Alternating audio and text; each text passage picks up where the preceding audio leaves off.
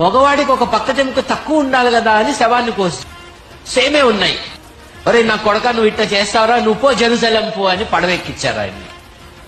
శవాన్ని చూస్తే చూసావు, కోస్తే కోసావు, పక్కటెముకలు ఎందుకు లెక్క పెట్టావు? నువ్వు లెక్క పెట్టిన కారణంగా బైబిల్లో అది అబద్ధం అవుతుంది కదా. చూడండి, వీళ్ళ బైబిల్ ఏం చెప్తుందంటే పురుషుడి కట ఒక పక్కటెముక తక్కువ ఉంటదటండి, స్త్రీకి ఆ పక్కటెముక తీసి పెట్టేశాడట, కాబట్టి పురుషుడికి ఒక పక్కటెముక తక్కువ ఉంటదని వీళ్ళ బైబిల్ చెప్తోంది.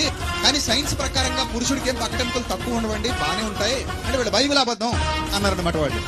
నీ కిడ్నీ ఫెయిల్ అయింది, నా కిడ్నీ నీకు దానం చేశా అనుకో కాసేపు, నా పుట్టే పిల్లలందరికీ కిడ్నీలు ఒకటే ఉంటాయా? నాకు ఒక్కడికే ఒకటి ఉంటాయా? గమనించండి, ఒకవేళ ఉంటే గింటే ఒకటి ఎవరికి ఉంటుంది? ఇచ్చిన నాకుంటది.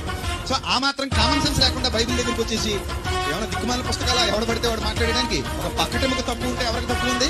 ఆదాముకు మాత్రమే, కయ్యనికి తక్కువ ఉండదు, హేబేలుకి తక్కువ ఉండదు, మన ఎవరికి తక్కువ ఉండదు.